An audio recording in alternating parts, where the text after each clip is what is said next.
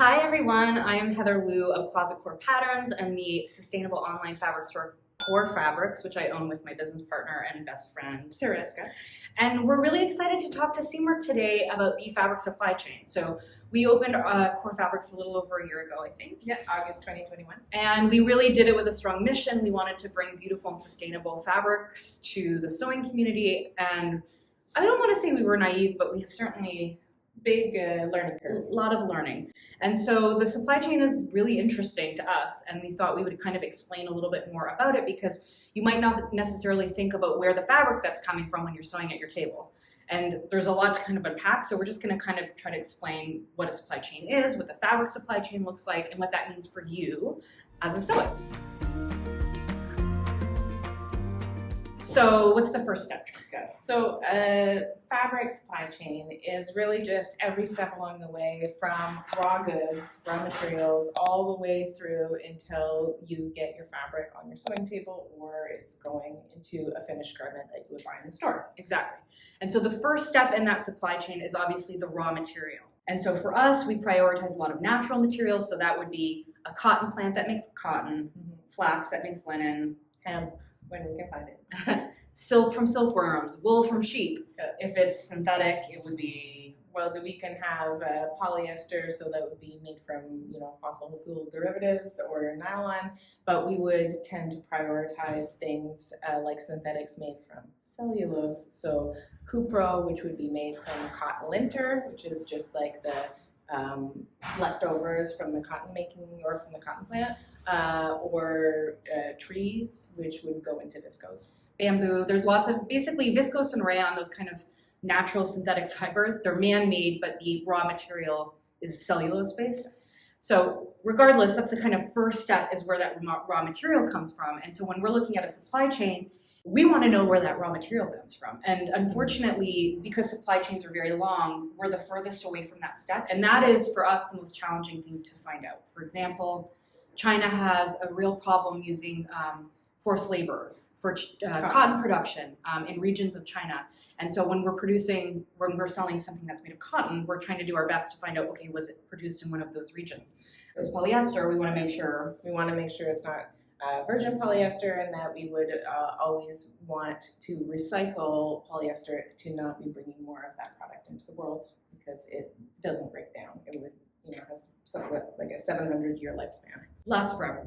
If we're going to look at viscose, was the wood used from an FSC certified forest, that kind of thing. So, but like we said, it can be one of the most challenging things to source. And then once you get that raw material, then the second step would be transforming that raw material into yarn. So in the case of, say, cotton or wool, you're spinning it, or actually, in any case, you're taking the fiber that's been produced and spinning it into yarn. So most of the time, we're moving from where the crop has been grown or where the raw material has been harvested to a second location, often in a different country, where that raw material gets spun into yarns. And then once we have the yarn, then what happens? Well, often now it's going to another place. So now it's going to a different facility where it's going to be woven in a mill.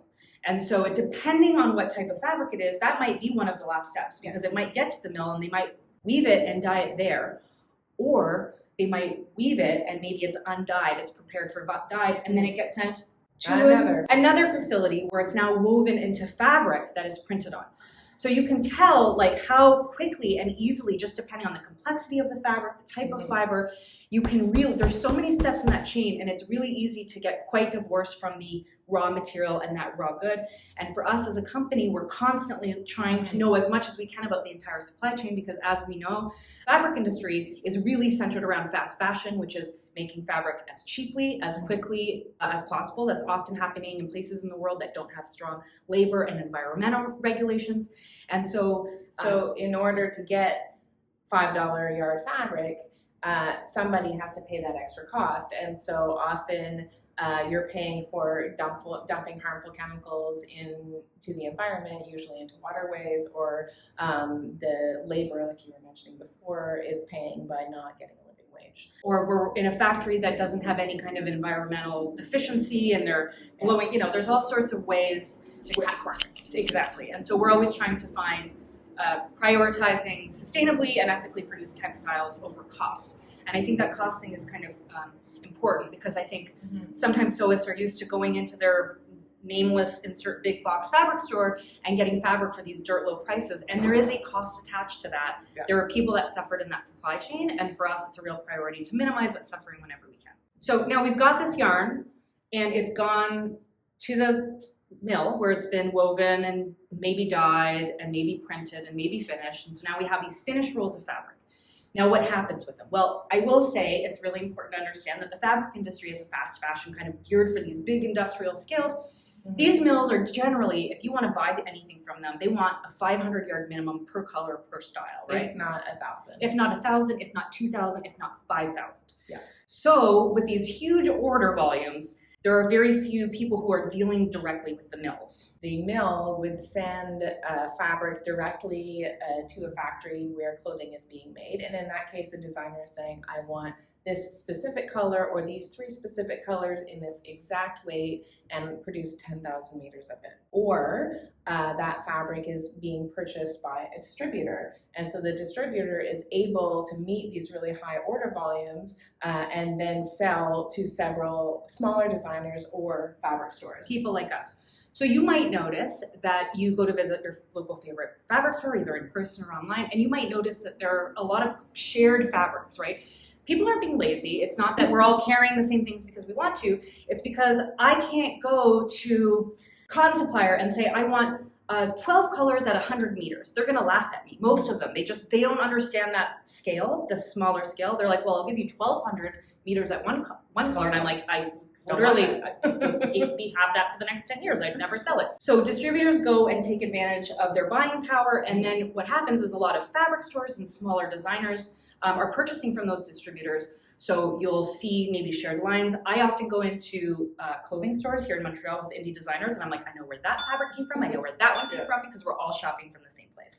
The exception to this would be mills that do have smaller minimums. Yes, and so this is a big part of my job is to scour the globe and find mills that will fit kind of our criteria. So our criteria is how much buying power do we have as a new fabric store, but then also do they have fabrics that are certified as eco-responsible, do they have good labor laws, and are they offering a beautiful line of colors that you would actually want to sew with? And so it actually limits pretty drastically our options in terms of supplier. There's probably hundreds of thousands of mills, and a small fraction of them are Wycotex certified or are using global organically certified cotton.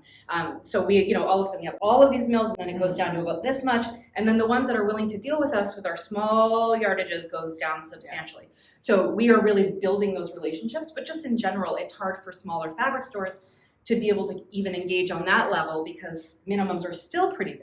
So you might have noticed, if you care about sustainability in fabric, that there are all these new innovations like technologies like fabrics made out of banana leaf or made out of mushroom shells or mushrooms and we continue to try and source these things, but they are just not available to us. Like the minimums are really up in the 5,000 meters per color. Yeah, so it can be a bit frustrating. We're hoping that's going to shift, and really part of our mission when we started the fabric store is that hopefully we can start introducing these mills. Hey, people like to sew. Did you know that? There's this whole other audience, and maybe we won't buy 1,500 meters of one color, but we'll buy 1,500 of 15, totally. And can we work together? And so that's been something that we've been working a lot on. Mm-hmm. And of course, the other huge source in the supply chain for when it comes to fabric is dead stock. So dead stock is really common in the fabric industry, and part of that is just because it's easy to get, right? You have factories that have produced as much clothing as they can or whatever. They didn't get enough orders. They have this leftovers sitting in the factory.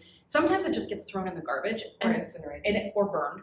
And then hopefully you have agents that are going around and kind of collecting it and then redistributing it. So we have a few wholesale, they're called jobbers, that deal with selling this dead stock fabric. Mm-hmm. And a lot of fabric stores are getting their fabric that way. To paint a picture, we actually walk into these gigantic warehouses that are just floor to ceiling racks and racks and racks and racks of fabric. And the really good dead stock suppliers know all of what they have, and they can guide you. Or they don't, and you're they don't. I'm burning things with a lighter and trying to figure out what it is. And so in terms of how, so a lot of stores, like we said, most fabric stores are sourcing from distributors. They're buying dead stock from these jobbers.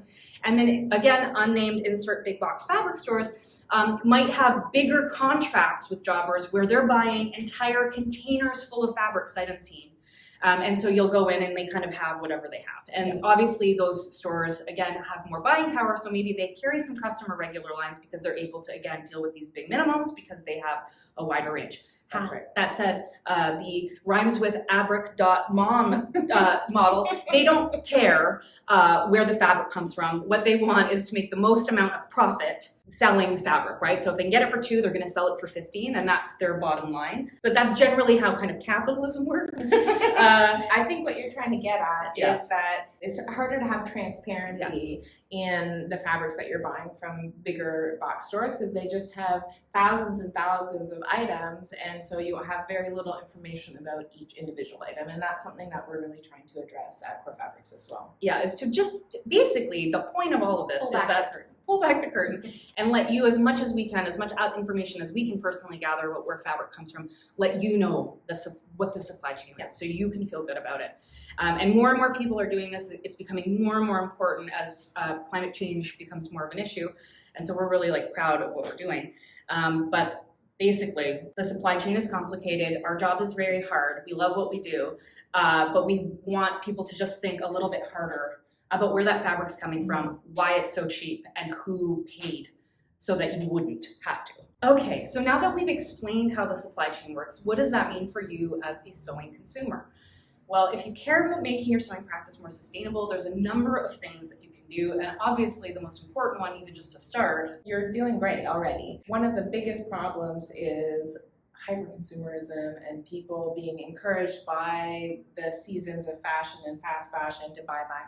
So just by the virtue of making your own clothes, you're already making a really, really big difference. there's this big step in that supply chain that we're missing by sewing, which is factories and production. And you know that you're not running a sweatshop, unless maybe you are, a one-person sweatshop. You've eliminated that possibly very destructive step from the supply chain. So that's wonderful. I would also say another great tip if you're trying to reduce is just use what you have. I think I have a massive stash cabinet, and even though we sell fabric and we want you to buy fabric, we also want you to use what you have. So Sew from your stash. Sew from your stash. I think that's a huge, huge one. Educating yourself about certifications. There are ways to have a bit more transparency in the fabric that you purchase. So ways that you can trust that where the fabric came from are certifications like organic cotton or linen. So GOTS, which is the Global Organic Textile Standard, WECA-TEX STEP, and 100. BCI cotton, which is the Better Cotton Initiative. There's a variety of, and more kind of coming up all the time, something like Tencel. If you ever see something like Tencel's TM, it's a trademark that's made by a company called Lensing, and so they have all sorts of trademark fabrics that are incredibly eco-friendly. So just learning what those certifications mean can go a long way towards saying, it's just as a good shorthand to say, oh, I can trust this. I would say in addition to that, if you can't have a certification, if it's a little vague, even just knowing where the fabric was produced. And I don't necessarily believe that everything made overseas is bad. I think that's frankly a racist connotation. I think there's lots of incredible fabric being made in really sustainable ways and all over the world. That said, with the absence of a certification, knowing something that was produced maybe in France or the United States or Japan, where they have really strong labor and environmental laws, that can be a kind of cheaty kind of shorthand way to know, okay, well, I know reasonably certainly that they weren't dumping all these chemicals in a river and people weren't being paid 25 cents an hour to produce this. So that's kind of another shorthand if you don't have the certification knowledge. A really great way to make sure that your fabric is sustainable is using natural fibers. Whenever you can. Whenever possible. So cotton, linen, hemp, wools. Because even viscose is depending on how they were produced. But especially those natural fibers that are not man-made, that it really shortens the supply chain. Yes. So you're skipping a lot of the steps, you're skipping a lot of the chemicals, and then also an added bonus is those natural fibers. Your garment lasts longer because they're more durable over time. And they can be composted. So if it's linen, you obviously look into the standards of your community if you have a residential composting program. but you can maybe throw that cotton t-shirt in the compost. That poly thread might not be compostable, so I don't know, maybe you want to cut those parts out, but it can be composted. Other big thing I would recommend, and this is something that we even encourage our customers to do as a sustainable fabric store, is to ask, where did this come from? And I think we only start to see change.